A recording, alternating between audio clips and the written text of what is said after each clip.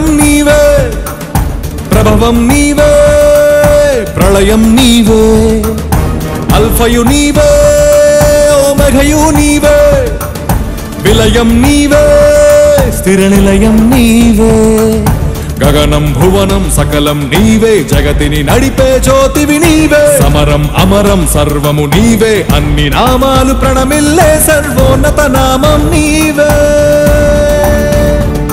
సర్వోన్నత నామం నీవే.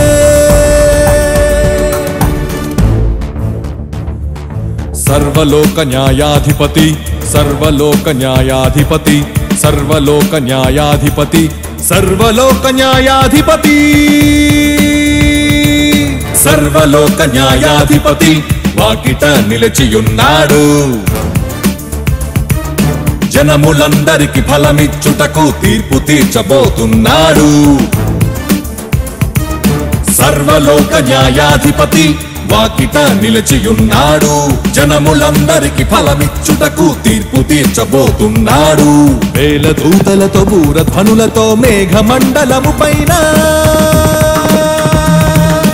యూదా గోత్రపు కదమ సింహముతో కదలి వస్తుంది సేన.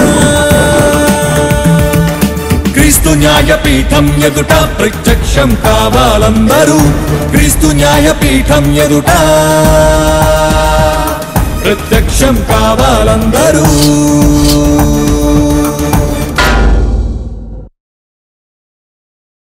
యేసునందు మమ్మల్ని అతి మిక్కిలిగా ప్రేమించిన మా ప్రియ పరలోకపు కన్న తండ్రి, మీ పవిత్ర నామమునకు, మీ పరిశుద్ధ నామమునకు, మా ప్రభువును మా ప్రియరక్షకుడైన క్రీస్తు యేసువారి శ్రేష్టమైన నామములో కృతజ్ఞతాస్తుతులు చెల్లిస్తున్నాను తండ్రి. దయగలిగిన మా దేవా, ఈ మొదటి దినాన మీ పిల్లలముగా సమాజానికి విలువైన మీ మహాజ్ఞాన సంగతులు అందించడానికి పూనుకొనుచుండగా జ్ఞానమును వివేకమును కలిగిన మంచి మనస్సును ప్రియులైనటువంటి మీ పిల్లలందరికీ అనుగ్రహించండి తండ్రి. మీ సత్యవాక్యమును సరిగా విభజించి ఉపదేశించుటకు గాను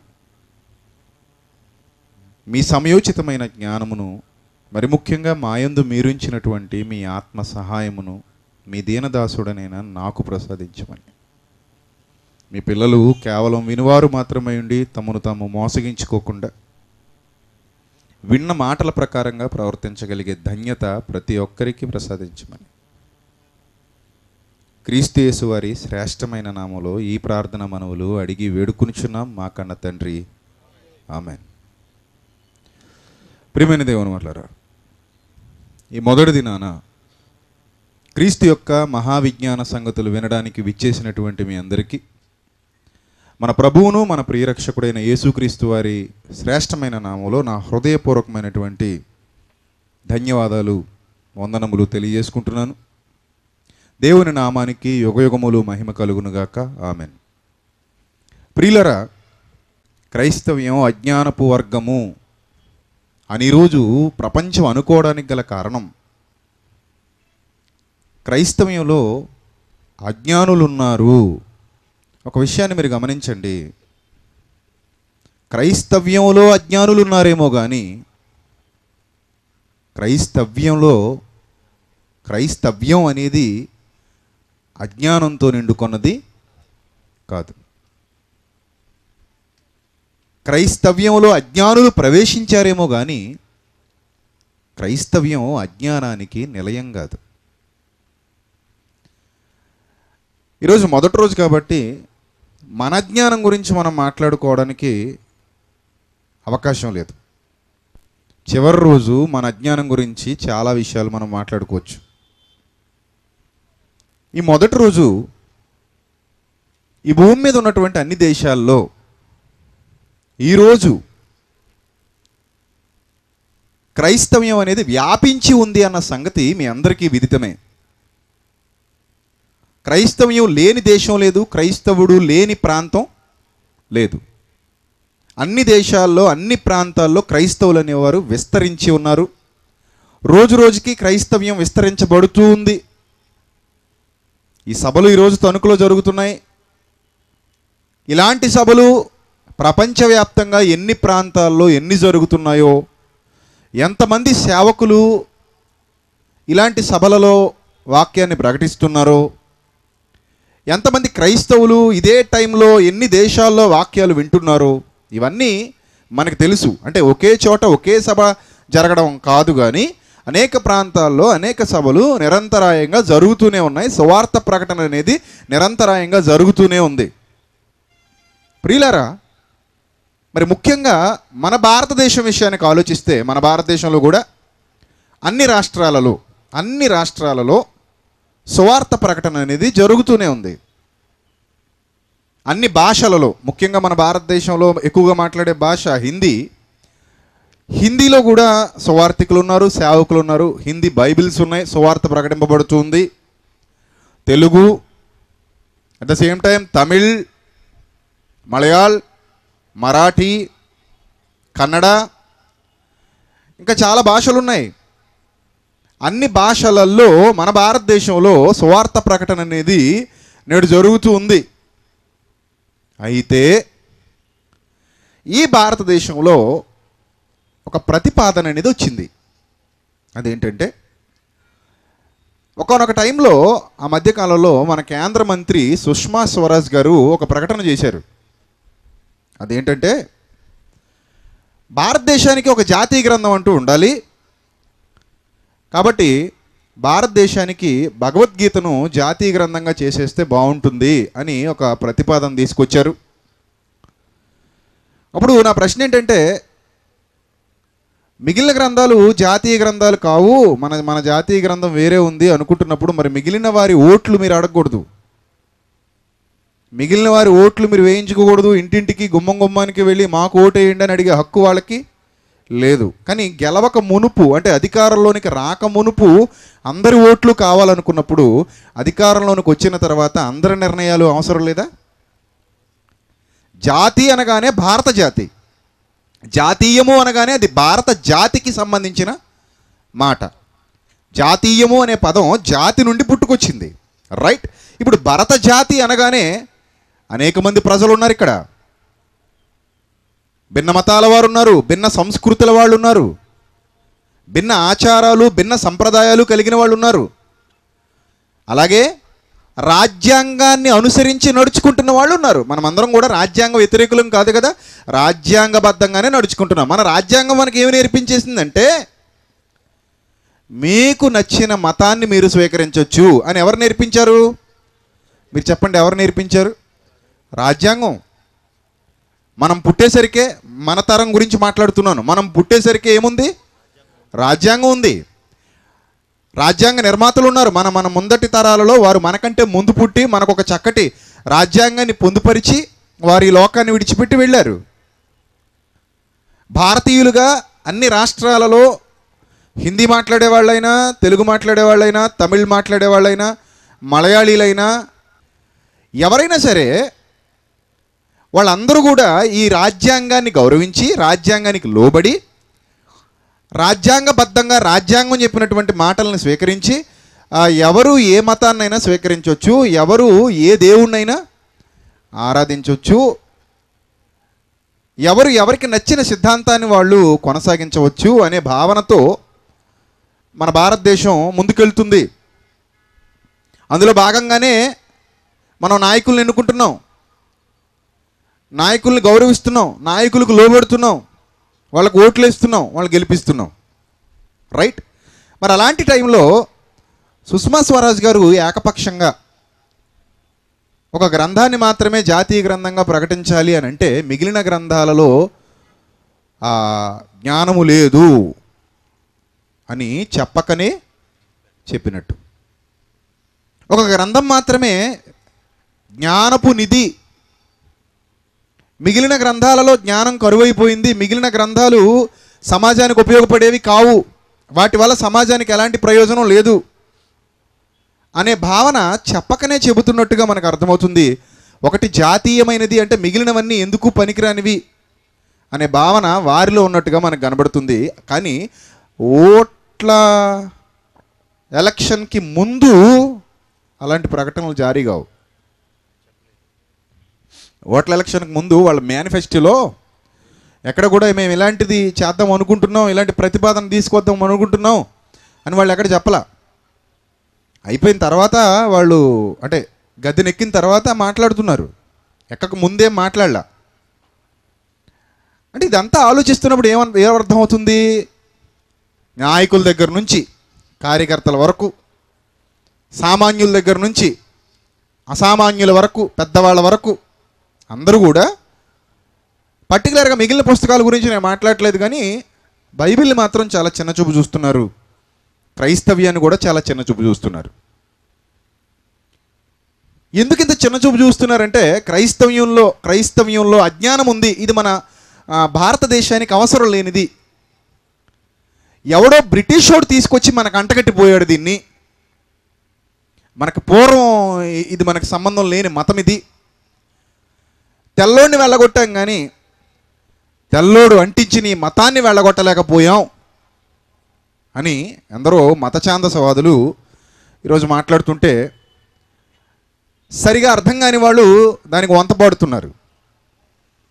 సరే, ఇందులో నిజాలెంత అబద్ధాలెంత, ఏది నిజం ఏది అబద్ధం, ఇది మనం ఆలోచిస్తే ప్రియులారా, బ్రిటిష్ వాడు క్రైస్తవ్యాన్ని మాత్రమే కాదు ఇంకా చాలా పరిచయం చేశాడు. ఈరోజు మనం ట్రైన్లో తిరుగుతున్నామంటే అది పరిచయం చేసింది ఎవడో తెలుసా? బ్రిటిష్ వాడు. ఈరోజు మనం తపాలా వ్యవస్థ ఉంది, తపాలా వ్యవస్థ, దాన్ని పరిచయం చేసింది ఎవరో తెలుసా? భారతదేశానికి బ్రిటిష్ వాడు. ఈరోజు బ్యాంకింగ్ వ్యవస్థ ఉంది మనకి, బ్యాంకింగ్, దాన్ని పరిచయం చేసింది ఎవరో తెలుసా? బ్రిటిష్ వాడు. అందరూ ఈరోజు ఇంగ్లీష్ విద్యను అభ్యసిస్తున్నారు. ఇంగ్లీష్ ఇంగ్లీష్ ఇంగ్లీష్ టోటల్గా అందరూ ఇంగ్లీష్ చుట్టూ తిరుగుతున్నారు. ఆ ఇంగ్లీష్ విద్యను ప్రవేశపెట్టింది ఎవరో తెలుసా? బ్రిటిష్ వాడే. చాలా నేర్పించాడు. భారతదేశానికి వచ్చాడు బ్రిటిష్ వాడు, చాలా నేర్పించాడు, చాలా చేశాడు. ఈరోజు మనం వాడుకుంటున్నటువంటి టెక్నాలజీని ఇండియాకి పరిచయం చేసినాడు బ్రిటిష్ వాడే చాలా విషయాల్లో. మరి ఇవన్నీ వాడు పరిచయం చేస్తే అవన్నీ మనం ఎందుకు వదిలేయలేదు? ఎవడో వచ్చాడు, తెల్లోడు ఒకడు వచ్చాడు, మన భారతదేశానికి వచ్చాడు, కొన్నాళ్ళు మన ఇండియాని పరిపాలించి పోయాడు. పోతూ పోతూ క్రైస్తవ్యం అనే ఒక అజ్ఞానాన్ని మనకు వదిలేశాడు. ఈరోజు మనోళ్ళు, మన జాతి ఈ మాయా మతంలో పడిపోయి అనవసరంగా వాళ్ళు అజ్ఞానులైపోయి మూర్ఖులుగా మారిపోయారు అని బాధతో ఆవేదనతో చాలామంది సవతి తల్లి ప్రేమ చూపిస్తున్నారు కదా, కపట ప్రేమ. మరి వాళ్ళు వదిలేయాల్సింది ఒక క్రైస్తవ్యాన్నేనా? బ్రిటిషోడు పేరు చెప్పి వదిలేయాల్సింది ఒక క్రైస్తవ్యాన్నేనా? చాలా వదిలేయాలి. గట్టిగా మాట్లాడితే ఈరోజు మన తూర్పు పశ్చిమ గోదావరి జిల్లాలు అన్నం తింటున్నాయంటే కారణం ఎవరో తెలుసా? సర్ ఆర్థర్ కాటన్, ఒక బ్రిటిషర్ అండి అతను. He was not a Indian. ధవళేశ్వరంలో ఆనకట్ట కట్టడానికి చాలా ప్రయాసపడ్డాడు, చాలా చాలా కష్టపడ్డాడు. అదే ధవళేశ్వరం పక్కన ఒక మ్యూజియం ఉంటుంది చూడండి. ఆ మ్యూజియంకి మీరు ఎప్పుడైనా ఖాళీగా ఉంటే, మీకు ఎప్పుడైనా అవకాశం ఉంటే ఒకసారి ధవళేశ్వరం వెళ్ళినప్పుడు ఆ మ్యూజియంని పరిశీలన చేయండి. ఆ మ్యూజియంలో సర్ ఆర్థర్ కాటన్ అనే ఆయన ఎంత కష్టపడ్డాడో ఆ బ్యారేజ్ నిర్మించడానికి, అవన్నీ కూడా అక్కడ పిక్చర్స్తో సహా. సరైన టెక్నాలజీ, ఇప్పుడున్న సరైన టెక్నాలజీ లేని రోజుల్లో ఎంత కష్టపడ్డాడో పిక్చర్స్తో సహా మనకు అక్కడ కనబడుతుంది. అతడు మన భారతీయుడు కాదు, కానీ భారతీయులకు విశేషమైన సేవలు అందించాడని అక్కడ ఆ మ్యూజియంలో మ్యాటర్ మొత్తం ఉంటుంది చూడండి. మ్యూజియంలో మ్యాటర్ మొత్తం ఉంటుంది విత్ ఫొటోస్. ఒకవేళ బ్రిటిషోడు అంటగట్టిపోయాడండి క్రైస్తవ్యాన్ని, ఏదో విధంగా తుడిచేద్దాం, తోసేద్దాం, ఉండకూడదు ఇది, తీసేద్దాం అని అనుకుంటే ఆ బ్యారేజ్ కూడా కూల్చేయండి, ఒక పని అయిపోద్ది కదా. అడుక్కు తిందాం ఇప్పుడు అందరూ. తూర్పు పశ్చిమ గోదావరి జిల్లాలో అందరూ పంటలు పండించుకోవడం మానేసి, ఒకప్పుడు మన వాళ్ళకి వరదలు వచ్చేస్తే మెట్ట ప్రాంతాలకు ఎలాగైతే పరుగులు ఎత్తేవారో, మెట్ట ప్రాంతాలకి, మా ఏరియాలో చాగల్నాడు అంటారు, బలభద్రపురం అనేదాన్ని చాగల్నాడు అంటారు. ఆ కిందనున్న ప్రాంతాలన్నీ లోతట్టు ప్రాంతాలు. వరదలు వచ్చి ఆ లోతట్టు ప్రాంతాలన్నీ మునిగిపోతుంటే ఆ కిందనున్న వాళ్ళందరూ కాలవ కింద ఉన్నోళ్ళు, కాలవ పైనున్నోళ్ళు అంటారు. మా ఏరియాలో గురించి మాట్లాడుతున్నాను నేను. కాలవ కిందున్నోళ్ళు అందరూ కాలువ పైనున్న మా ఊరు వచ్చి తలదాచుకునేవారు. అది నేను విన్న చరిత్ర మా పెద్దల నుండి. అంటే ఒక బ్రిటిషోడు మన తూర్పు పశ్చిమ గోదావరి జిల్లాలకు అన్నం పెట్టాడా లేదా? పెట్టాడా? పెట్టాడు, అన్నం పెట్టాడు. అందుకే ప్రతి ఏరియాలో ఎవరి ఫోటోలు కనబడతాయి మనకి? ఎవరి ఫోటోలు కనబడతాయి చెప్పండి? కాటన్ విగ్రహాలు దర్శనమిస్తాయి. ఎందుకు కాటన్ విగ్రహాలు దర్శనమిస్తున్నాయి? మేలు చేశాడు కాబట్టి. ఎక్కడ పెట్టుకున్నాం? తీసుకెళ్ళి గుండెల్లో పెట్టుకున్నాం కదా. కాటన్ అంటే మనకు తెలియకపోవచ్చండి, మన పూర్వీకులు మాత్రం అతన్ని ఆరాధించేశారు. మన తాత ముత్తాతలు అతనికి జేజేలు పలికారు. మన తాత ముత్తాతలు అతనికి దండాలు పెట్టారు. కారణం అన్నం పెట్టాడు, బ్యారేజ్ కట్టాడు, అనేక మందికి అన్నం పెట్టాడు, మెట్ట భూములకి సాగు భూములుగా మార్చాడు, పంటలు పండడానికి, కడుపులు నిండడానికి, 2 పంటలు రావడానికి అవకాశం కల్పించాడు. రైట్. మరి ఇప్పుడు బ్రిటిషోడు కదా అని చెప్పి అతను కట్టిన దాన్ని కూల్చేస్తామా? కూల్చాం కదా. అంటే బ్రిటిషోడు మనకేమి అజ్ఞానాన్ని రుద్దేసి వెళ్ళిపోలేదు. బ్రిటిషోడు మనకి చాలా నేర్పించాడు. బ్రిటిషోడు మనకి చాలా పరిచయం చేశాడు. బ్రిటిషోడు మనకు చాలా డెవలప్ చేసి వెళ్ళాడు. దోచుకుపోయాడు అంటున్నావు, దోచుకుపోయాడు కదండి, చాలా దోచేశాడు కదండి. మన దగ్గర ఉన్న వేల రూపాయలు దోచుకుని వెళ్ళిపోయారు కదా అని మీరు అనుకోవచ్చు. అప్పుడు కంటే ఇప్పుడు ఎక్కువ దోచుకోవట్లేదా? అప్పుడైనా దోచేసుకున్నారు, ఇప్పుడు దోచుకునేవాళ్ళు లేరా? వార్డు మెంబర్ల దగ్గర మొదలు దోపిడి. ఎక్కడ ఆగుద్దో అక్కడ ఆగుద్ది, వెళ్ళి పేర్లు చెప్పుకోవడం ఎందుకులే. వార్డు మెంబర్ల దగ్గర మొదలయ్యి వార్డు మెంబర్లకు కూడా కొట్టుకు చచ్చిపోయి లక్షలు ఖర్చు పెట్టేస్తున్నారంటే, ఊరికి ఖర్చు పెట్టేస్తున్నారా ఎక్కువైపోయి. తర్వాత అంతకంతా 5 సంవత్సరాలు ఏం చేసుకుంటారు? వీళ్ళు వెనకేసుకుంటారు. మరి ఈడెవడీడు? దోపిడీవాడు కదా. ఆడెవడో ఎక్కడి నుంచో వచ్చి దోచుకున్నాడు, ఈడు ఎక్కడెక్కడ దోచుకుంటున్నాడు అని ఇంటి దొంగని ఎవడో పట్టుకోలేడు అంటారు. ఇంటి దొంగీడు, ఆడు బయట దొంగోడు అంటావు.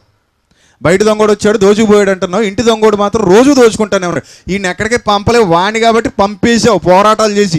ఈయన ఎక్కడ పంపుతావు? నెత్తిమే కూర్చున్నాడు, నీ ఇంట్లోనే కూర్చున్నాడు, ఎక్కడికి పంపించలేవు. కాబట్టి ఏదైనా మాట్లాడుతున్నప్పుడు కొంచెం ఆలోచించి మాట్లాడితే బాగుంటుంది. కానీ ఎవరు కొంచెం ఆలోచించకుండా మాట్లాడుతున్నారు. ఈరోజు చాలామంది ఏమంటున్నారంటే, చాలామంది టార్గెట్ ఏంటంటే టోటల్గా అఖండ భారతావని ఒకే మతం కిందకి రావాలి, అఖండ భారతావని ఒకే మతం కిందకి రావాలి అనేది చాలామంది యొక్క భావన. రైట్. ఇప్పుడు క్రైస్తవ్యాన్ని తోసేయండి, క్రైస్తవ్యం వద్దు, బైబిల్ ముందే వద్దు, బైబిల్లో ఉన్నదంతా అజ్ఞానం అని అంటే ఇది రాజ్యాంగ ఉల్లంఘన. అర్థమవుతుందా?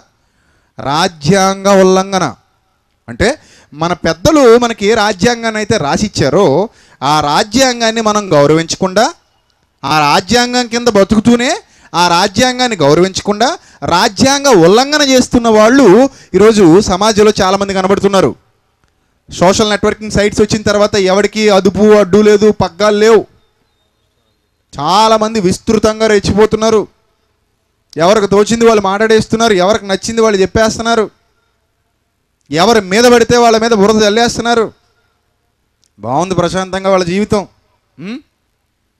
కానీ ఆలోచించండి ప్రియులారా, క్రైస్తవ్యం అజ్ఞానం ఉంది, క్రైస్తవ్యం అజ్ఞాన గ్రంథం అని అనుకుంటున్న వాళ్ళకి ఈరోజు కొన్ని విషయాలు నేను మాట్లాడుతానండి. అంటే భారతదేశానికే కాదు ప్రపంచానికి క్రైస్తవ్యం అవసరమా లేకపోతే అనవసరమా?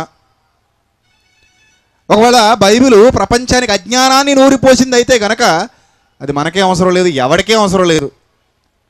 పనికిరాని వస్తువు ఇండియాలో పనికిరాకపోతే అమెరికాలో కూడా పనికిరాదు. చేదు నీళ్ళు ఎక్కడైనా చేదు నీళ్ళే, ఇంకో చోటకి వెళ్ళినా చేదు నీళ్ళే. సముద్రం ప్రపంచం అంతా వ్యాపించి ఉంటుంది. పేర్లు మనం పెట్టుకుంటాం విడగొట్టుకుని, కానీ అన్నీ కలిపే ఉంటాయి ఎక్కడికక్కడ మొక్కలు తోకలు. ఇదేమో పసిఫిక్ అంటాం, అదేమో ఇంకోటి అంటాం, అదేమో అరేబియా అంటాం, సమ్ ఏదో చెప్తాం. మొత్తం మీద నీళ్ళన్నీ ఎలాగుంటాయి? ఉప్పగానే ఉంటాయి. కాకినాడ దగ్గర సముద్రం తాగడానికి పనికిరాదంటే ఇంకో చోటకి వెళ్తే ఆ నీళ్ళు తాగడానికి పనికొస్తాయనడానికి ఉందేంటి చెప్పండి? ఎక్కడికి వెళ్ళినా సముద్ర నీళ్ళు ఎలా ఉన్నాయి? ఉప్పగానే ఉన్నాయి. అంటే ఉప్పు నీరు ఎక్కడికి వెళ్ళినా ఉప్పు నీరే, చేదు నీరు ఎక్కడికి వెళ్ళినా చేదు నీరే, అజ్ఞానం ఎక్కడికి వెళ్ళినా అజ్ఞానమే. ఇక్కడ పనికిరానిది ఎక్కడా పనికిరాదు.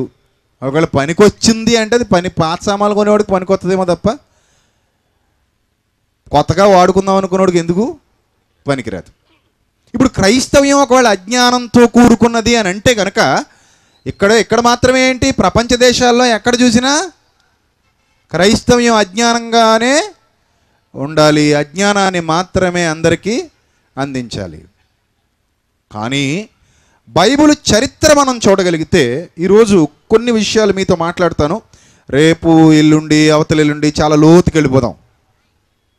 అందులో మనోళ్ళకి కూడా పెడదాం. అన్నీ కలిపి మాట్లాడుకోవాలి కదా, న్యాయం కదా అది, అంతేనా? న్యాయం అంటే ఏంటి చెప్పండి? పాజిటివ్గా మాట్లాడుకోవాలి, సమవుజ్జిగా ఉండాలి, అన్నీ అంటే సమానంగా పంచాలి. కోతి పిల్లులకు పంచినట్టు పంచకూడదు, కరెక్ట్గా రొట్టె అందరికీ సమానంగా పంచాలి. కాబట్టి పంచుదాం. కాబట్టి మొదటి రోజే కంగారు అయిపోకండి. ఏంటి ఇలా అంటున్నారు, మరి వాళ్ళ కూడా ఏంటి, మన మనుషులు లేట్ అయిపో తెలుసా అండి, నువ్వు దుర్మార్గుడు రాను అనుకో, మరి ఈడో అంటాడు, ఆడు దుర్మార్గుడు అంటే అయితే ఓకే అంటాడు. నువ్వు ఒక్కడే దుర్మార్గుడు, నేను ఒప్పుకోను, ఆడిని నన్ను కలిపి తిడితే ఓకే, నేను ఒక్కడే అంటే అమ్మో నాట్ ఓకే, నాకు కుదరదు. ఎంత దరిద్రపు స్వభావం అంటే మనిషిది. నాతో పాటు ఈడు కూడా పడిపోవాలి, నా ఇల్లు కాలిపోతే ఈడిల్లు కూడా కాలిపోవాలి, నేను పోతే ఈడు కూడా పోవాలి.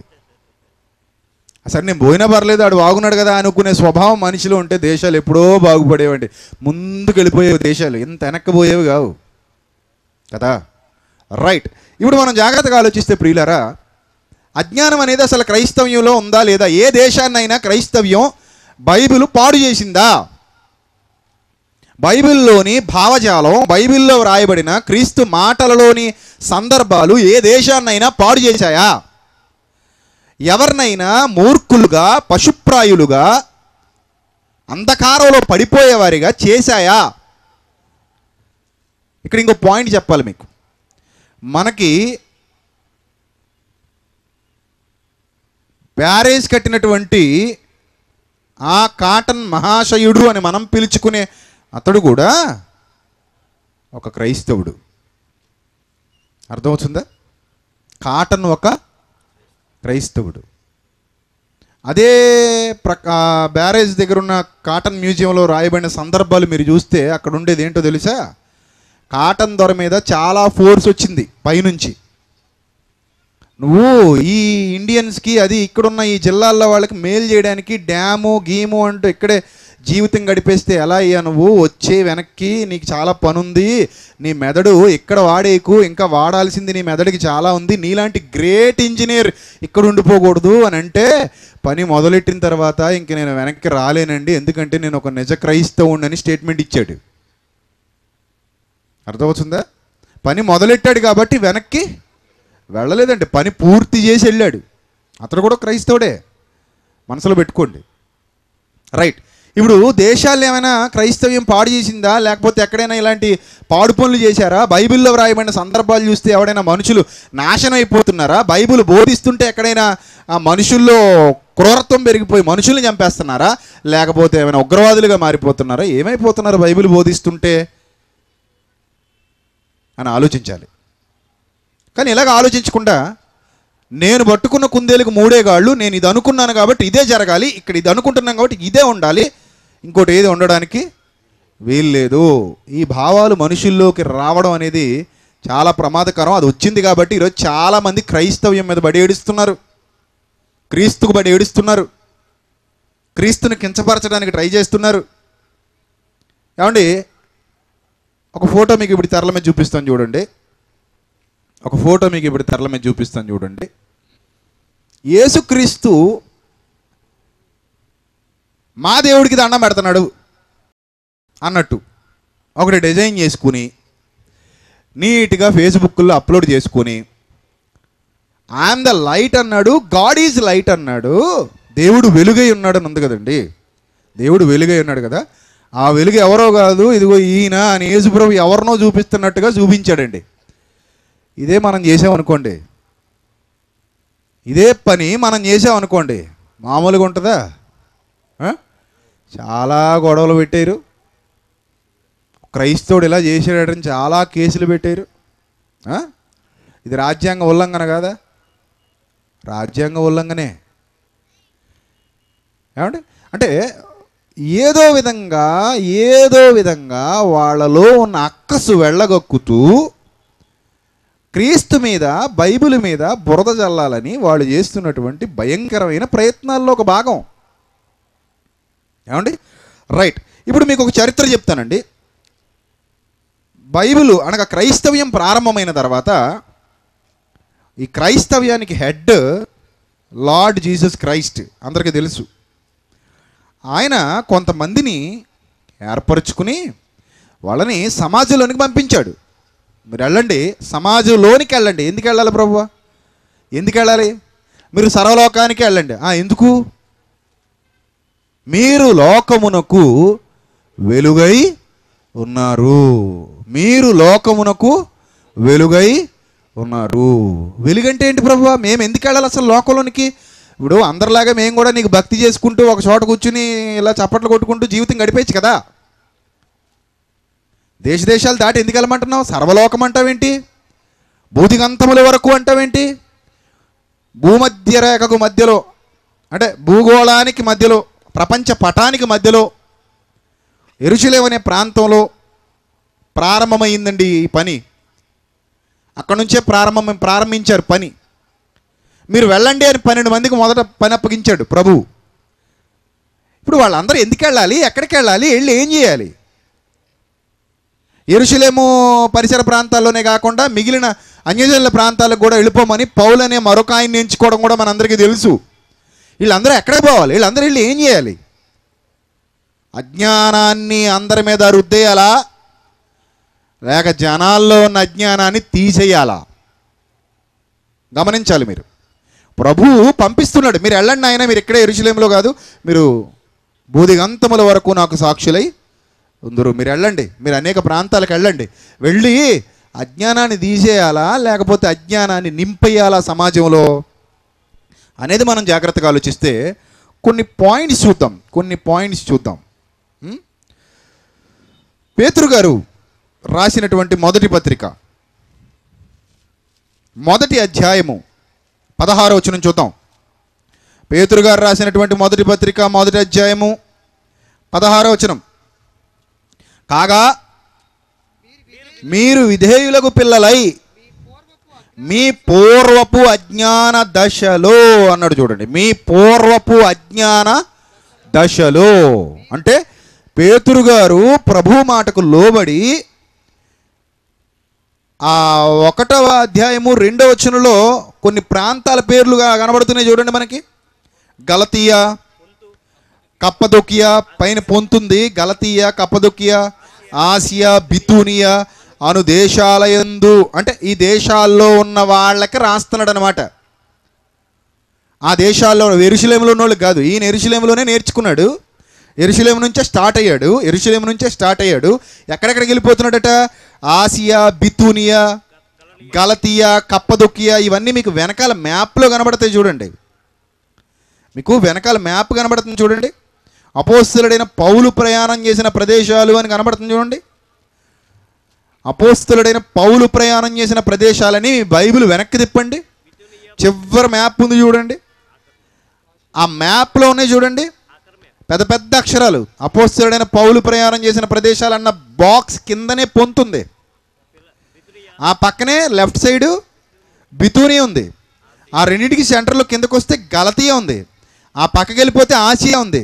ఈ పక్కకు వచ్చేస్తే కప్పదొకియా ఉంది. ఇవన్నీ నేటికి ఉన్నాయి, పేర్లు మారే అంతే. ప్రదేశాలు ఎక్కడికి పోలా, నేటికి ఉన్నాయి. అర్థమవుతుందా? చూడండి జాగ్రత్తగా. వీళ్ళందరికీ చెప్తున్నాడట ఏమని? మీరు మీరు 16వ వచనానికి వచ్చేయండి. 16వ వచనానికి వచ్చేయండి. పేతురు రాసిన మొదటి పత్రిక 1వ అధ్యాయము 16వ వచనం. వీళ్ళందరికీ చెప్తున్నాడు. ఏమని చెప్తున్నాడు?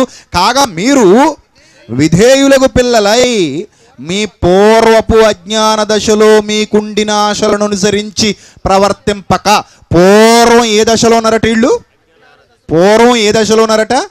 అజ్ఞాన దశలో ఉన్నారు. ఇప్పుడే దశలో ఉన్నారు? ఈ మాట రాసే టైంకి పేతురు గారు ఈ ఆసియా, పొంతు, గలతియా, కపదొకియా, బితూనియా ఈ దేశాల్లో చెదిరిన వారికి రాస్తున్నాడు. దేశాల మ్యాప్ కూడా మీకు వెనకనే చూపించాను. అవి నేటికి ఉన్నాయి, ఎక్కడికి పోలేదు, ఎక్కడికి పోలే. బైబిల్లో మన భారతదేశం పేరు కూడా ఉంది. ఏమని తెలుసా? హిందూ దేశము అని ఉంది భారతదేశం పేరు. అంటే హిందూ మతానికి సంబంధించిన దేశము అని కాదు. మిగిలిన 3 రోజులు ఇంకా చాలా మాట్లాడుకుంటాం కాబట్టి అప్పుడు చెప్తాను ఇన్ఫర్మేషన్ అంతా. హిందూ దేశము అంటే సింధు నది పరివాహక ప్రాంతంలో ఉండే దేశము కనుక ఇండస్ నది పేరును బట్టి సింధు అనే పేరు వచ్చింది. సింధు పర్షియా వాళ్ళు సరిగా పలకడం చేత కాక వాళ్ళకి సా అనే పదం వాళ్ళకి సరిగా రాక హీ అని పలకడం మొదలుపెట్టారు. అది హిందూ అయింది. అవునండి, సింపుల్గా చెప్పుకుంటే. ఇంకా లోతుకి వెళ్తే ఇంకా కొన్ని విషయాలు ఉన్నాయి, ఇప్పుడు అప్రస్తుతం కాబట్టి నేను మాట్లాడట్లేదు. అంటే పాయింట్ ఏంటంటే బైబిల్లో హిందూ దేశం అని భారతదేశం పేరు కూడా ఉంది. భారతదేశం పేరు కూడా ఉంది. రైట్. ఇప్పుడు పేరు మారింది కానీ ప్లేస్ మారిందా? మారదు. పేర్లు మారతాయి, ప్లేసులు మారవు. మొన్నటి వరకు రాజమండ్రి అన్నాం, ఇప్పుడేమంటున్నాం? చాలామంది చంపేస్తున్నారు. రాజమహేంద్రవరం అంటే ఇది రాజమండ్రి కాదని ఎక్కట్లేదు చాలామంది ఇప్పుడు. నిజం. ఆ కోటిపల్లి బస్ స్టాండ్లో కూర్చున్నోళ్ళు, ఇది కోటిపల్లి బస్ స్టాండ్ దగ్గరికి ఉన్నోళ్ళు ఇది ఎక్కడి నుంచి ఎక్కడికి వెళ్ళేదండి? రాజమండ్రి నుంచి వెళ్ళేదనండి? కాదు బాబు, రాజమహేంద్రవరం. రాజమహేంద్రవరం అయితే మాది కాదు. లేకపోతే కాకినాడలో కూర్చున్నోళ్ళు రాజమండ్రి వెళ్ళాలనుకుంటున్నారండి, ఇది ఎక్కడ బస్సు అండి? కాకినాడ టు రాజమహేంద్రవరం అంటే అయితే మాది కాదండి. ఇది పేరు మార్చేశారు. రాజమండ్రి పేరే మళ్ళీ పాత పెట్టేశారు. పూర్వం రాజమహేంద్రవరం, తర్వాత రాజమండ్రి అయింది. ఇప్పుడు మళ్ళీ ఏం చేశారు? రాజమహేంద్రవరం చేశారు. ఏమండి? ప్లేస్ మారదు. నువ్వు ఎన్ని పేర్లు మార్చినా ఆ స్టేషన్ అలాగే ఉంటుంది, ఆ వీధులు అలాగే ఉంటాయి, ఆ ఇల్లులు అలాగే ఉంటాయి, ఆ షాపులు అలాగే ఉంటాయి, ఆ గోదావరి అలాగే ఉంటుంది, ఆ బ్రిడ్జ్ అలాగే ఉంటుంది. ఏది మారిపోద్ది? పేరు మారిపోద్ది. అలాగే నువ్వేం చేసినా హిందూ దేశం అన్నా భారతదేశం అన్నా ఏమన్నా ప్లేసులు అలాగే ఉంటాయి, పేరు మారుతుంది. ఇక్కడ కూడా ఆసియా, బితునియా, కపదొకియా, గలతియా ఇవన్నీ ప్లేసులు ఉన్నాయి, పేర్లు మారాయి. మ్యాప్ అందుకే మీకు చూపించా. రైట్. ఇప్పుడు వీళ్ళందరూ పూర్వం ఎందులో ఉండేవారట? వీళ్ళందరూ అజ్ఞాన దశలో ఉండేవారు. ఎవరు వెళ్ళిన తర్వాత జ్ఞానవంతులుగా మారారు? ఎవరు వెళ్ళిన తర్వాత జ్ఞానవంతులుగా మారారు? క్రైస్తవ్యం వెళ్ళాక జ్ఞానవంతులుగా మారారు. క్రైస్తవ్యం ఏ జ్ఞానాన్ని నేర్పించింది అని అంటే అది మహాసాగరం. మహాసాగరం 4 రోజుల్లో అయిపోయేది కాదు అది. క్రైస్తవ్యం ఏమి జ్ఞానాన్ని నేర్పించింది అయ్యా ఈ ప్రపంచానికి అని ఎవడైనా ప్రశ్నిస్తే కూర్చోబెట్టి మౌనంగా చేతులు కట్టేసి నువ్వేం కదలకుండా అలా ఉండు నాయనా, నేను మొదలెడతాను మాట్లాడడం అని అంటే జీవితాలు సరిపోవు. అంత గొప్ప జ్ఞానాన్ని క్రైస్తవ్యం ప్రపంచానికి నేర్పించింది. కానీ ఈ 4 రోజుల్లో మనం కొంత మాత్రమే తెలుసుకోగలం. ఎందుకంటే సమయం తక్కువ, సబ్జెక్ట్ ఎక్కువ కదా. మరి సమయం తక్కువ, సబ్జెక్ట్ ఎక్కువ అయినప్పుడు ఈ సమయంలో మనం కొంత మాత్రమే నేర్చుకుంటాం. ఇంకా నేర్చుకోవాలనుకుంటే ఒకే రోజులో టన్ను అన్నం తినేసి పెద్దోడిని అయిపోతానని 5 ఏళ్ల పిల్లాడు అన్నట్టు ఉంటుంది. మా నాన్నలాగా అయిపోవాలంటే ఏం చేయాలి? బండిడు అన్నం తినేయాలి, చచ్చూరుకుంటాడు. బండిడు అన్నం ఒకసారి తినేస్తే మీ నాన్నలాగా అవలేవరని ఆయన రోజుకి 3 పూటలు కొంత కొంత తింటూ తింటూ తింటూ తింటూ తింటూ మీ నాన్న ఇంత అయ్యాడు. నువ్వు కూడా అలా తింటూ తింటూ తింటూ తింటూనే ఎంత అవుతావు. అంతేగాని ఒకేసారి మొత్తం మింగేస్తానంటే అవ్వదు కదా. ఇది అంతే. కాబట్టి ఇప్పుడు క్రైస్తవ్యం అజ్ఞానాన్ని తీసేసింది అన్నట్టు చరిత్రలో మనకు కనబడుతుంది. పేతురు అబద్ధం కాదు, ఈ దేశాల అబద్ధం కాదు, బైబిల్లో రాయబడిన మ్యాప్ల అబద్ధం కాదు, ఈ చరిత్ర అబద్ధం కాదు. చరిత్ర అబద్ధం అనేవాడు ఎవడైనా ఉంటే వాడు అబద్ధికుడు. అంతే కదా. చరిత్ర అబద్ధం అన్నాడు అనుకోండి ఎవడైనా, వాడే అబద్ధికుడు. చరిత్ర ఎలాగ అబద్ధం అవుతుంది? చరిత్ర ఎప్పుడు అబద్ధం కాదు. చరిత్రలో వ్రాయబడినవి కొంతవరకు వాస్తవాలే. ముఖ్యంగా భౌగోళికంగా మనం పరిశీలన చేస్తే భౌగోళికంగా కనబడేవి అసలు అబద్ధాలే కావు. రైట్. ఇప్పుడు ఈ ప్రాంతాలలో పేతురు గారు ఆ ప్రాంతాల్లో ఉన్నవారికి ఒక లెటర్ రాస్తున్నాడు. ఒక లెటర్. ఆ లెటర్లో ఉన్న సారాంశం ఏంటంటే, మీ పూర్వపు అజ్ఞాన దశలో మీకుండిన ఆశలను అనుసరించి ప్రవర్తింపక మిమ్మును పిలిచినవాడు అపరిశుద్ధుడు కాదు. అంటే మీరు ఇంతకు మునుపు అపరిశుద్ధుల్నే పరిశుద్ధులు అనుకున్నారు, అపరిశుద్ధుల్నే ఆరాధించారు. అపరిశుద్ధుడు కాదు, పరిశుద్ధుడు గనుక మీరును సమస్త ప్రవర్తన యందు పరిశుద్ధులై ఉండండి. ఇలా పిలిచిన మొట్టమొదటి గ్రంథం all over the world only the Bible. Check చేసుకోండి. కావాలనుకుంటే నెట్లోకి వెళ్ళిపోండి, కావాలనుకుంటే పుస్తకాలు తిరగేసేసుకోండి. మీరు ఎలా బతికితే బతకండి, నాకు అనవసరం అన్న గ్రంథాలు మనకు కనబడతాయేమో కానీ, నేను పరిశుద్ధుణ్ణి గనుక నా వలె మీరు కూడా పరిశుద్ధులై ఉండాలని పిలుపునిచ్చిన దేవుడు ఒక్కడే మనకి ప్రపంచంలో కనబడతాడు. ఇక ఎక్కడ అలాంటి పిలుపులు ఏ గ్రంథంలోనూ మనకి కనబడవు. నెంబర్ 1 బుక్ ఆ విషయంలో ది బైబిల్. బైబిల్కి ముందు కానీ, బైబిల్కి ఇంకా ముందుకెళ్ళిపోతే మాది ఉందని అన్నవాడు కానీ ఎవడు ఇలాంటి పదాన్ని ఎక్కడా చూపించలేడు. అదేంటో తెలుసా? నేను పరిశుద్ధుడినై ఉన్న ప్రకారము, నేను పరిశుద్ధుడినై ఉన్న ప్రకారము ఎక్కడ ఎవడు చూపించడు. అదే సిచ్యువేషన్లో, అదే కోణంలో, అదే బాటలో మీరు కూడా నడవాలని ప్రకటించిన దేవుడు ఎక్కడ మనకి కనబడడు. నేను పరిశుద్ధుడినై ఉన్న ప్రకారము మీరును సమస్త ప్రవర్తన యందు పరిశుద్ధులై ఉండాలి. It's a rule, it's a order, God's order. ఈ ఆర్డర్ ఇంత ఖచ్చితంగా చెప్పినటువంటి బుక్ ఎక్కడ మనకు కనబడదు. That is Bible. రైట్. చూడండి పైన ఏమంటున్నాడు, మీ పూర్వపు అజ్ఞాన దశలో. ఈ పూర్వపు అజ్ఞాన దశలో వీళ్ళు ఎలా ఉండేవారు, దేవుణ్ణి ఎలా అర్థం చేసుకున్నారు, వీళ్ళ భావజాలం ఎలా ఉండేది, వీళ్ళ ఆలోచన విధానం ఎలా ఉండేది అని మనం ఆలోచిస్తే ప్రియులారా, మీరు ఎవరు ఇబ్బంది పడినంటే కొన్ని ఇమేజెస్ మీకు చూపిస్తా. ఇబ్బంది పడిన అన్నోళ్ళు చేతులు ఎత్తాలి. రైట్. మంచోళ్ళు మీరు. ఏదైనా సరే చూసే కళ్ళను బట్టి ఉంటుంది, అది కూడా గమనించండి. పవిత్రులకన్నీయు చెప్పాలి, పవిత్రులకన్నీయు పవిత్రములు, అపవిత్రులకన్నీయు అపవిత్రములు. దీని అర్థం ఏంటి? ఎక్కడుంది ఈ మాట? అది కూడా బైబిల్లోనే ఉంది, తీతు పత్రికలో ఉంటుంది, అది కూడా బైబిల్లోనే ఉంది. పవిత్రులకన్నీయు పవిత్రములు, అపవిత్రులకన్నీయు అపవిత్రములు. ఏదైనా సరే చూసే కళ్ళను బట్టి ఉంటుంది. ఆ చూసే కళ్ళు. ఒక డాక్టర్ దగ్గరికి వెళ్తావు, డాక్టర్ దగ్గరికి వెళ్ళినప్పుడు అతన్ని ఎలా చూస్తావు చెప్పండి? డాక్టర్ని ఏమంటారు తెలుసా చాలామంది? దేవుడితో సమానం. రై మీ చేస్తున్నావు అంటారా? అనరు కదండి, తప్పది. నువ్వు ఏం చేస్తున్నావు నువ్వు అంటారా? అస్సలు అంటారు. డాక్టర్ని ఎలా చూస్తారు?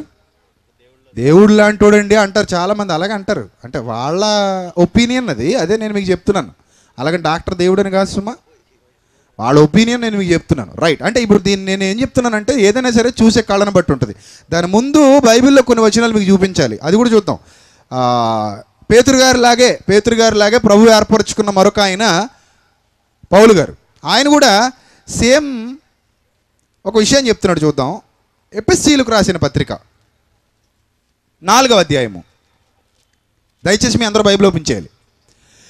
ఎఫెసీయులకు రాసిన పత్రిక 4వ అధ్యాయము 17 నుండి చదువుదాం. ఎఫెసీయులకు రాసిన పత్రిక 4వ అధ్యాయము 17 నుండి చదువుదాం. ఏమనుంది చూడండి. కాబట్టి అన్యజనులు నడుచుకున్నట్లు. అన్యజనులు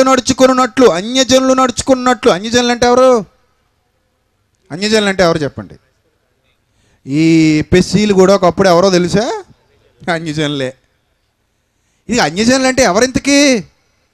అజ్ఞానంలో ఉన్న వాళ్ళనే బైబిలు అన్యజనులు అంది.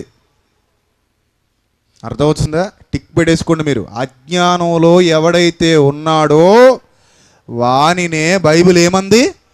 అన్యజనుడు అంది. అన్యజనుడు అంటే అజ్ఞాని. అన్యజనులు అంటే అజ్ఞానులు నడుచుకొనున్నట్లు మీరిక మీదట నడుచుకొన వలదని ప్రభువునందు సాక్ష్యం ఇచ్చుచున్నాను. వారైతే చూడండి ఆ వేర్స్ చూడండి ఎంత వివరంగా ఉందో. వారైతే అంధకారమైన మనస్సు గలవారై, ఏ మనస్సట? మనస్సు నిండా ఏముందట? చీకటి. మనసు నిండా చీకటి ఉంది. మనసు నిండా చీకటి ఉంది, అసలు వెలిగే లేదు. అంటే ఏది మంచి ఏది చెడు, ఏం చేస్తున్నాం, ఎటు పోతున్నాం, మనం చేసేది రైటా రాంగా, కనీస జ్ఞానం ఉందా, విజ్ఞత ఉందా, వివేకం ఉందా, ఏం లేదు. ఇంకా అంతా చీకటి, గుడ్డెద్దు చేలుబడ్డట్టు అంతా చీకటి. అంధకారమైన మనస్సు గలవారై తమ హృదయ కాఠిన్యం, హృదయానికి కఠినత్వం కూడా ఉందట. అజ్ఞానులకి హృదయానికి ఏముందట? కఠినత్వం కూడా ఉందట. తమ హృదయ కాఠిన్యము వలన తమలోనున్న అజ్ఞానము చేత అన్నాడండి. అన్యజనులందరిలో ఏముందంటున్నాడు పౌలు కూడా, పేతురు కూడా ఏమన్నాడు ఇందాక. ఇప్పుడు పౌలు ఏమంటున్నాడు?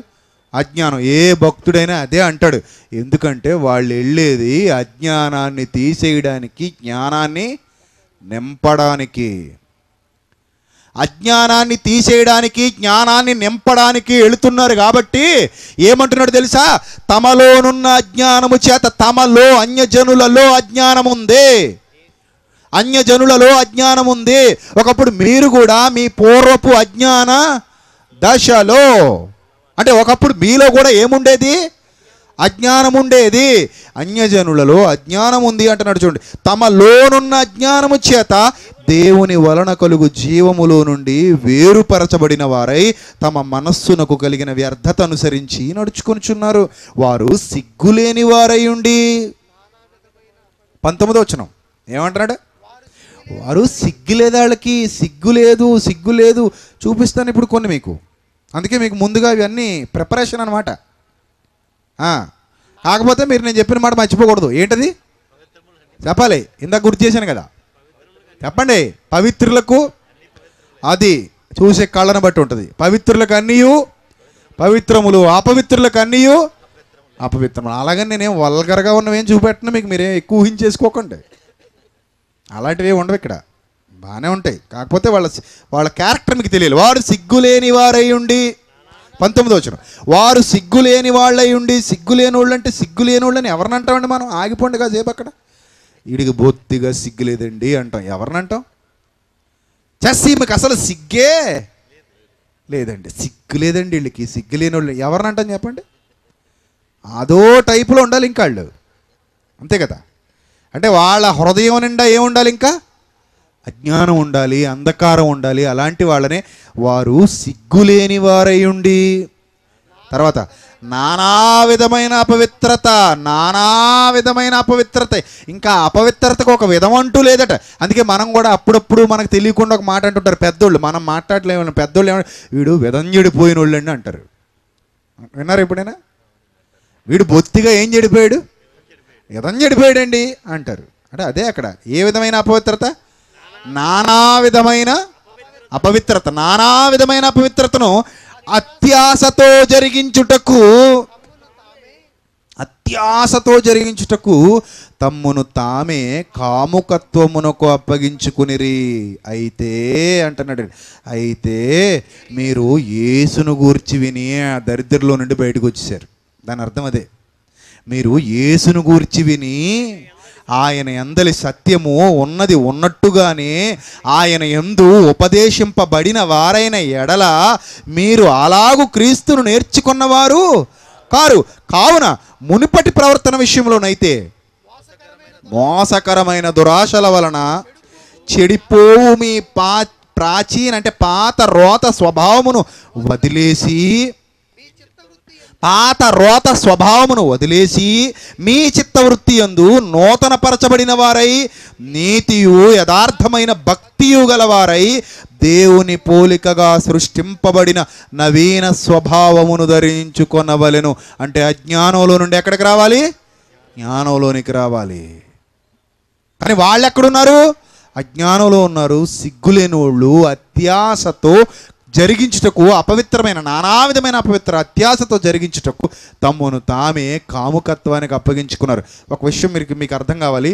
హృదయము నిండి ఉండు దానిని బట్టి నోరు మాట్లాడుతుంది, చేతులు పనిచేస్తాయి, కాళ్ళు నడుస్తాయి. నా మైండ్ సెట్ ఏంటో నేను చేసే వర్క్ అంతా మీకు చూపిస్తుంది. నా మైండ్ సెట్ ఏంటో నేను మాట్లాడే మాటలను బట్టి మీకు అర్థమైపోద్ది. చెట్టు ఎలాంటిదో దేన్ని బట్టి మీరు టాలీ వేయాలన్నాడు ప్రభు? ఫలమును బట్టి. ఫలము వలన దాని చెట్టు తెలియబడుతుంది. ఇక మీరు ఎక్కడికి వెళ్ళక్కర్లేదు.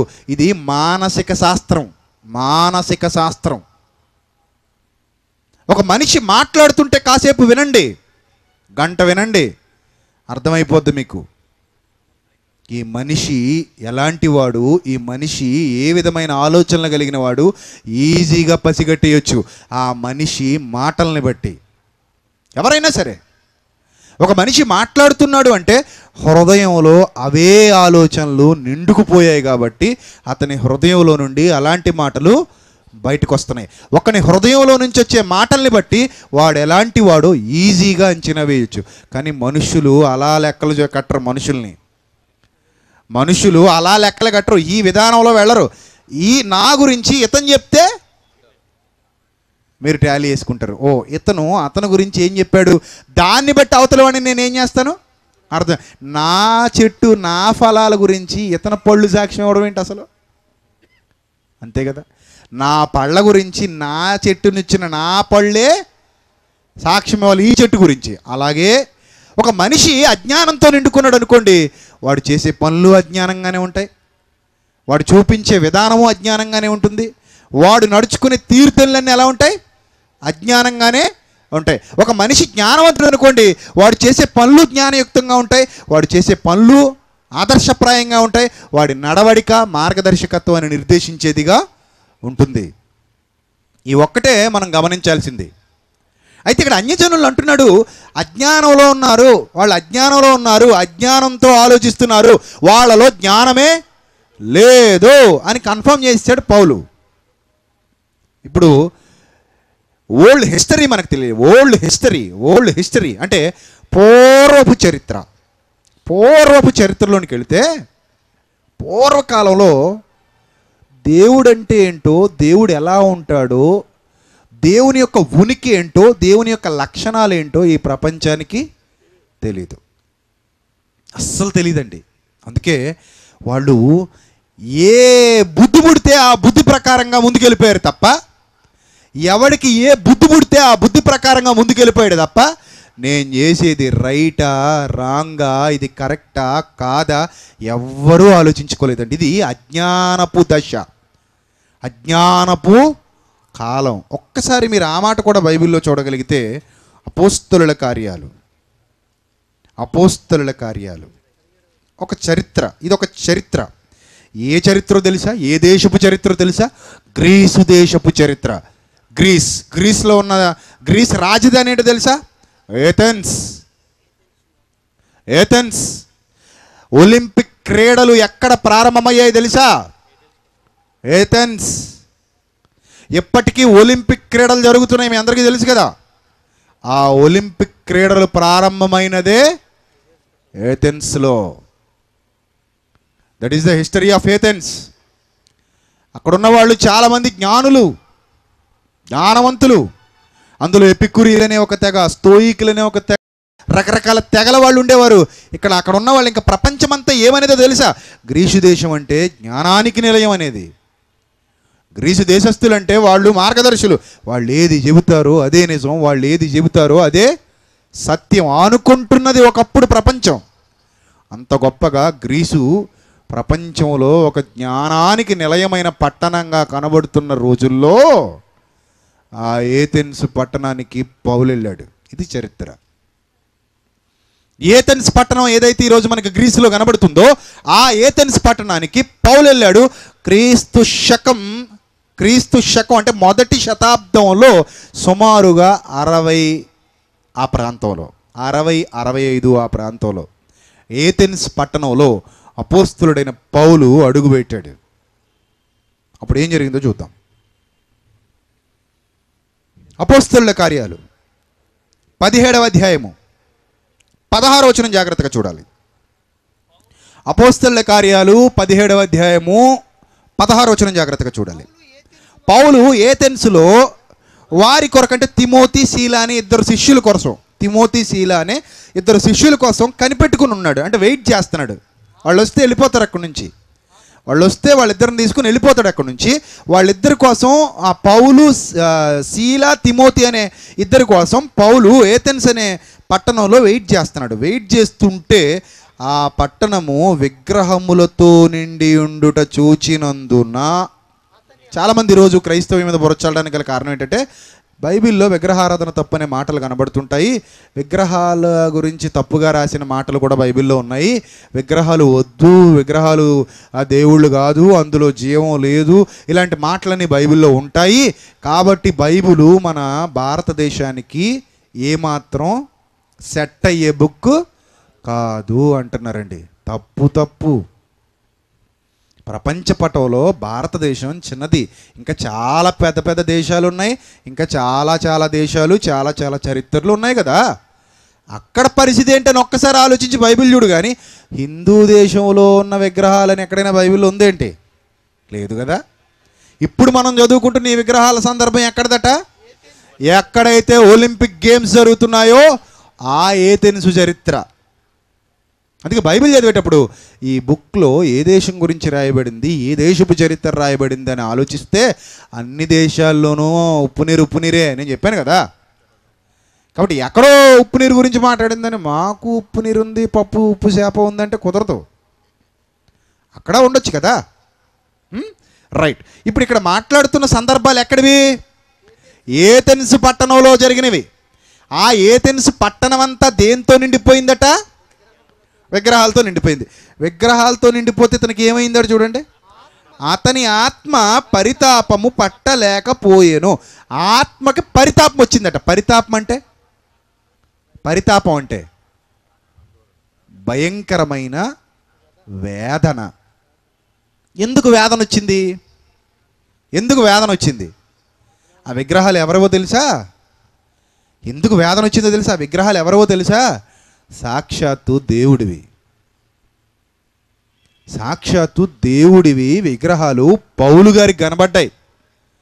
పౌలు గారికి దేవుడి విగ్రహాలు కనబడితే బాధ ఏంటి? ఆనందపడాలి కానీ, అంతే కదా. సాక్షాత్తు పౌలు గారి దేవుడి విగ్రహాలు దేవుణ్ణి ప్రేమించే పౌలుకి కనబడినప్పుడు ఆనందపడాలా, బాధపడాలా? మీరు చెప్పండి. ఆనందపడాలి కదండి. మరి ఎందుకు బాధపడుతున్నాడు?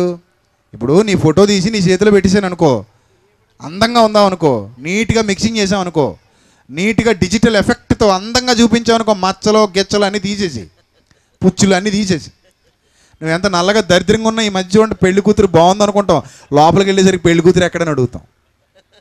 ఎందుకంటే మారిపోయింది. బొమ్మలో ఉన్న సుందరి వేరు, లోపల ఉన్న బందరు వేరు. ఏమండి?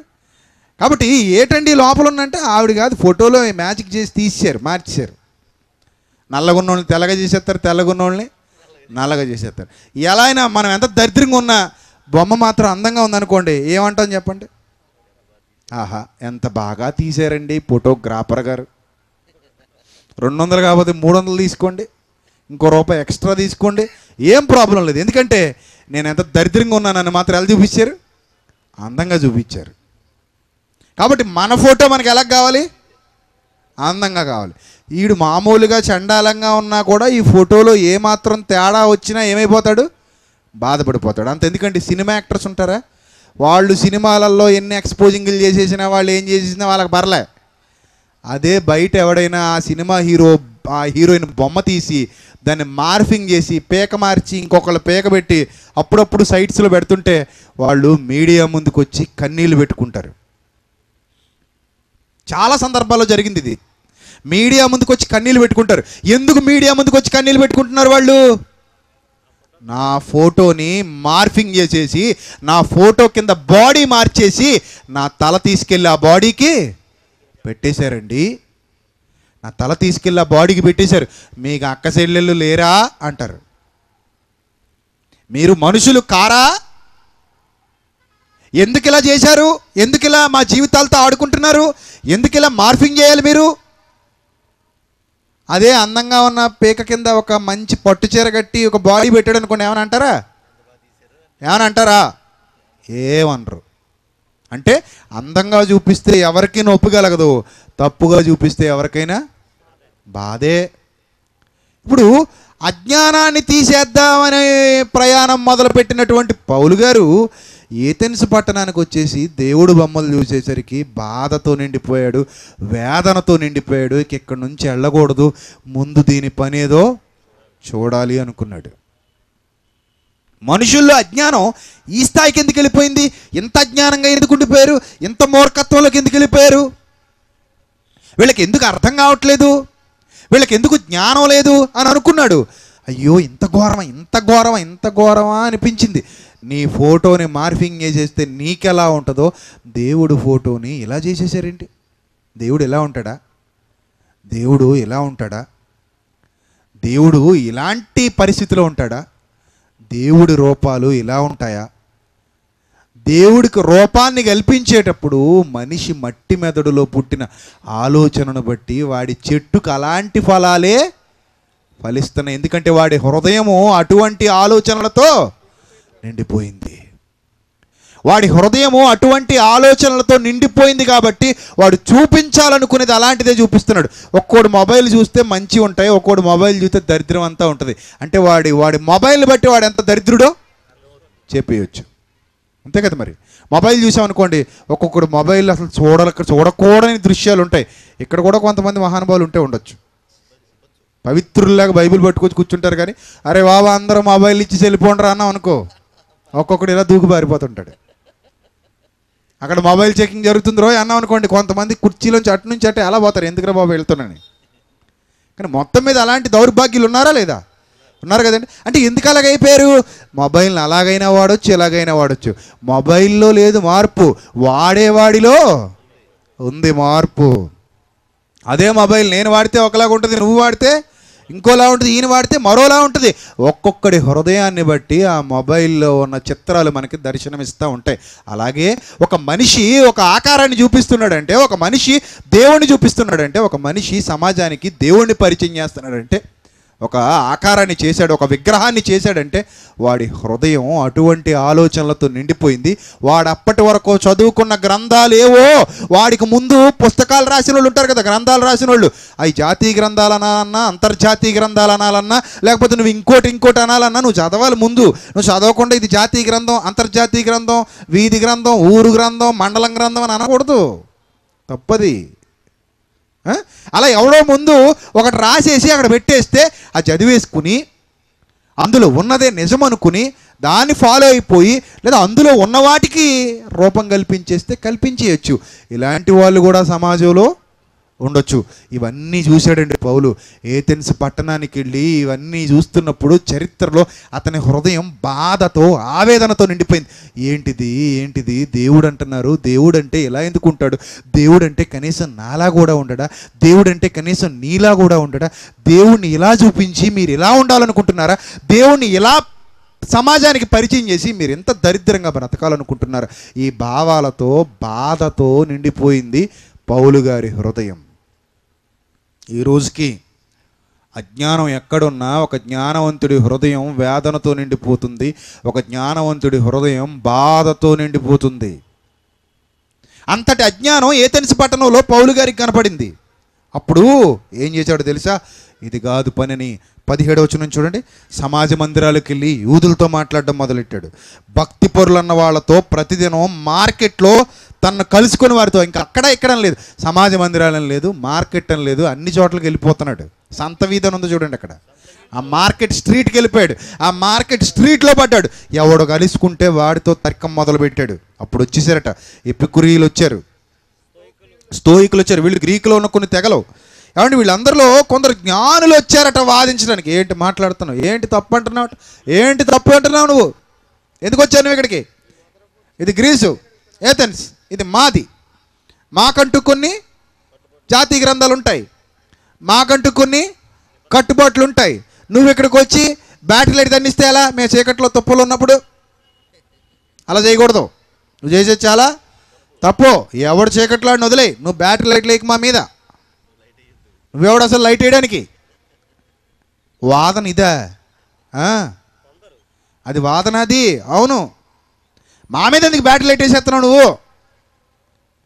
మా చీకటి బతుకులే, మేము బతుకుతాం కదా, మమ్మల్ని అలా వదిలేయచ్చు కదా. వాదించిరి కొందరు. ఈడెవడండి, వీడికి ఇంత పొగరేంటండి అసలు, వీడు ఏం మాట్లాడుతున్నాడు అండి వీడు? అటు చూసారండి, పొగరబోతండి వీడు. పౌలు గారి పేరు ఏమని మార్చేశారు? పౌలు గారి పేరు ఏమని మార్చేశారు? వీడు పొగరబోతండి వీడు. వాడు ఏం మాడుతున్నాడు చూడండి అక్కడ, వాడు ఏం మాడుతున్నాడు చూడండి. అది మనల్ని మనం మనం మనం ముందటి వాళ్ళ మన పితరులను అందరిని అనేస్తున్నాడు వీడు.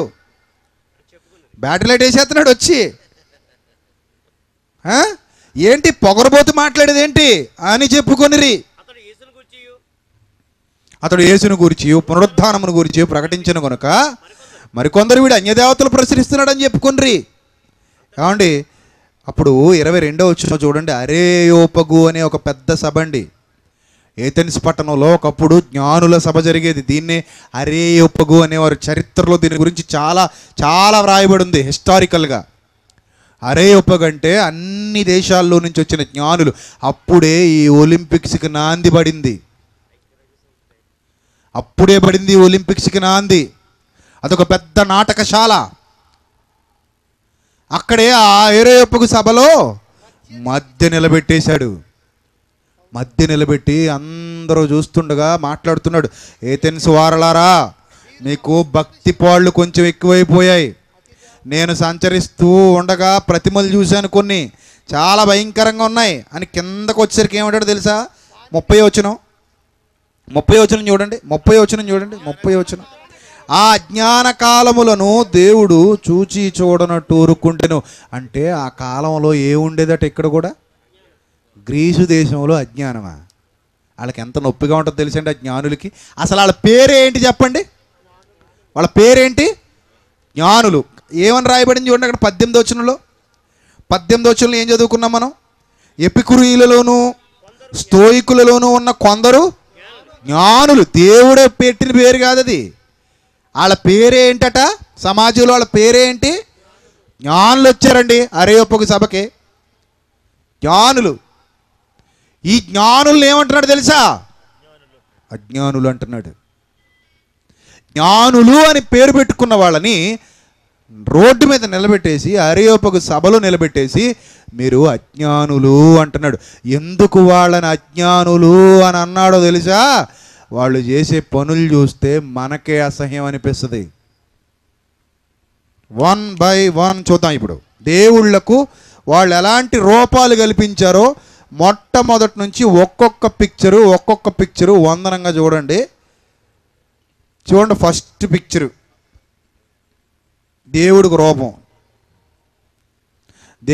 రూపం కల్పించారు.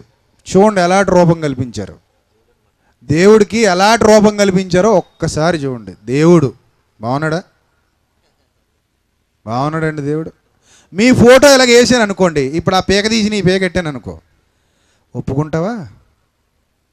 అక్కడ నీ బొమ్మ పెడితే ఒప్పుకుంటావా? ఒప్పుకో. ఏమండి? తర్వాత రెండో చూడండి. ఇదేంటిది చెప్పండి? దేవుడే. ఇది దేవుడే. ఏమండి? దేవుళ్ళు. మూడోది చూడండి బాబు. ఇదేంటి చెప్పాలి? ఏంటది?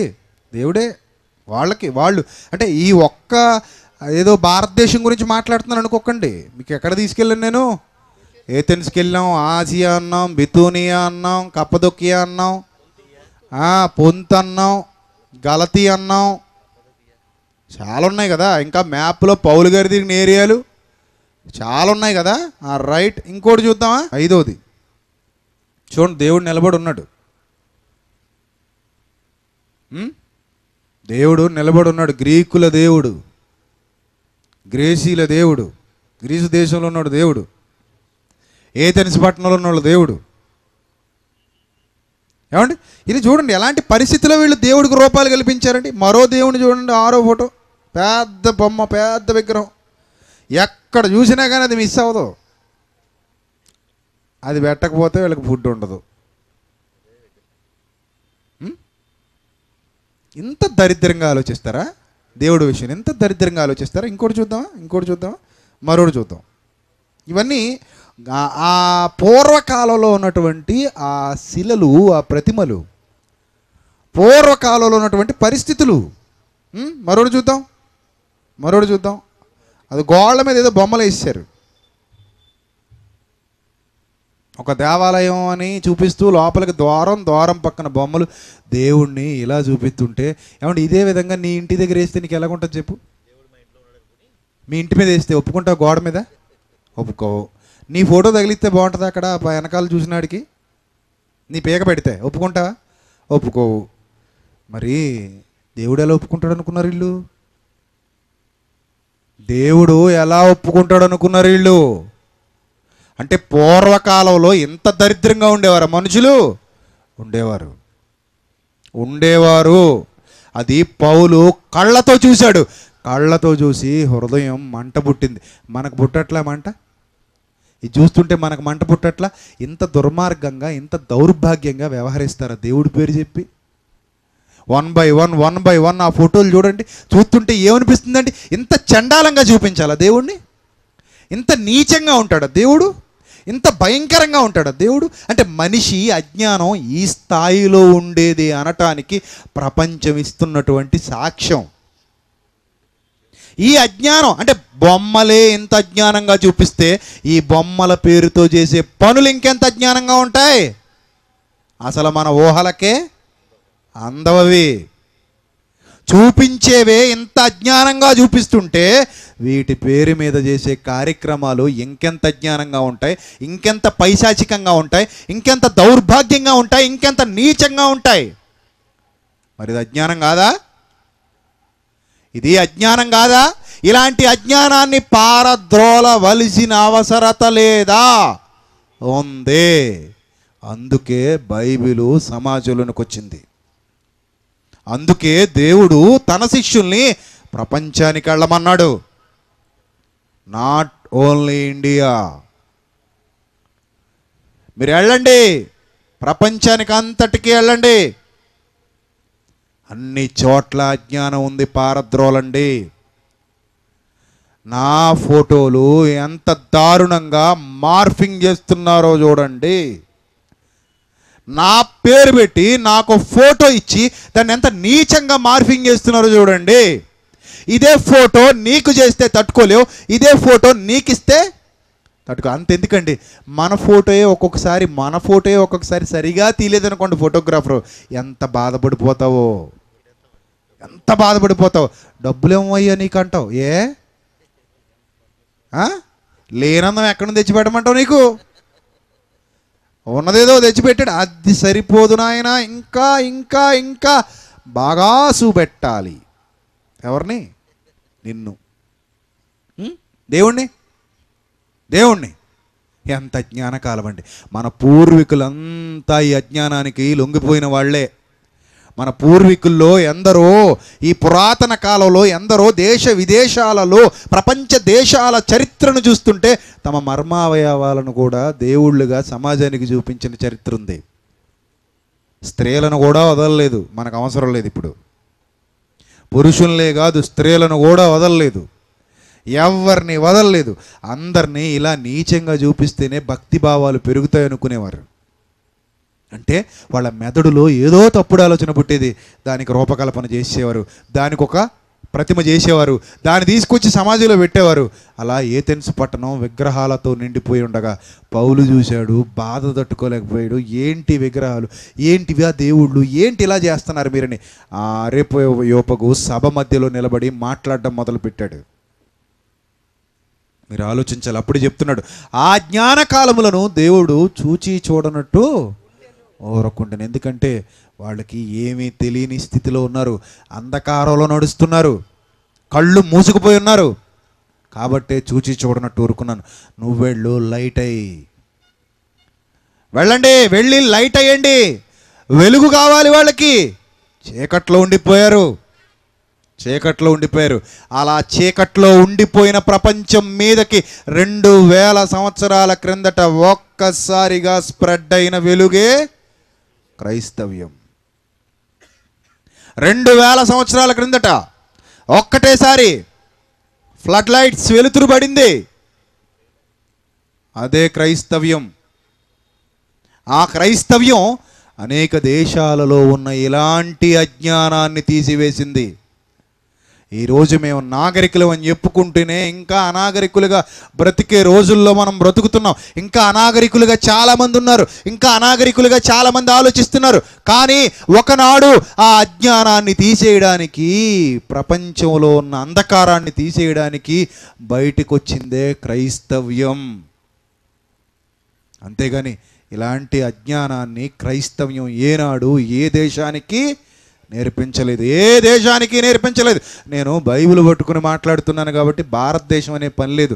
ఎందుకో తెలుసా? బైబిలు భారతదేశానికి కాదు, ప్రపంచానికి సంబంధించింది.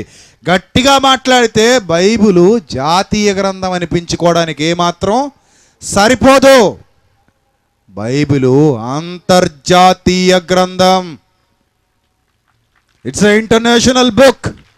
International book, not a national book. అంతర్జాతీయ గ్రంథం. అనేక మంది అనేక దేశాలలోని వారి అజ్ఞానాన్ని పారద్రోలిన గ్రంథం. అంతేగాని అజ్ఞానాన్ని ఎవ్వరికి ఎక్కించినది కాదు.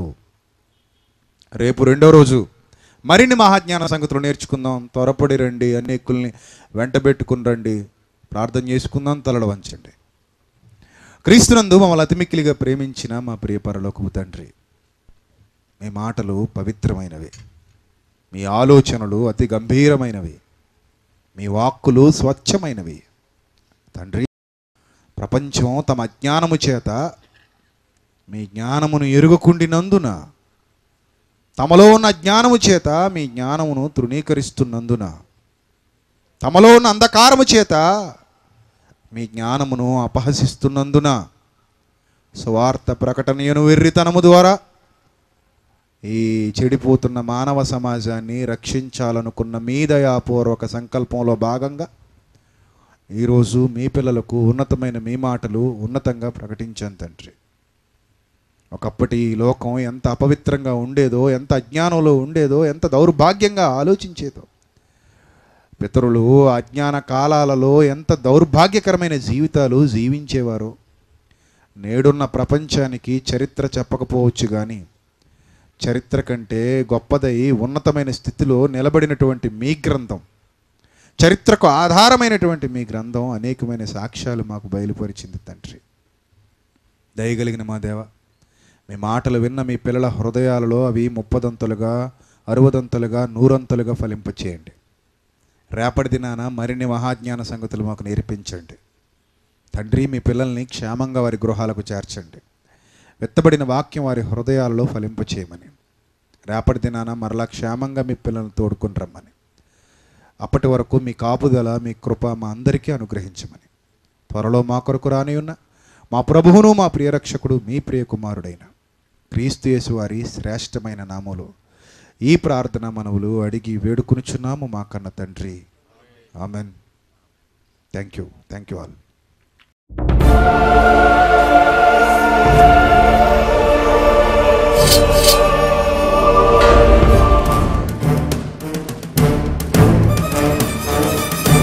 ఆది నీవే, అంతం నీవే, ప్రభవం నీవే, ప్రళయం నీవే, అల్ఫయు నీవే, ఓమెఘయు నీవే, విలయం నీవే, స్థిర నిలయం నీవే, గగనం భువనం సకలం నీవే, జగతిని నడిపే జ్యోతివి నీవే, సమరం అమరం సర్వము నీవే, అన్ని నామాలు ప్రణమిల్లే సర్వోన్నత నామం నీవే, సర్వోన్నత నామం నీవే.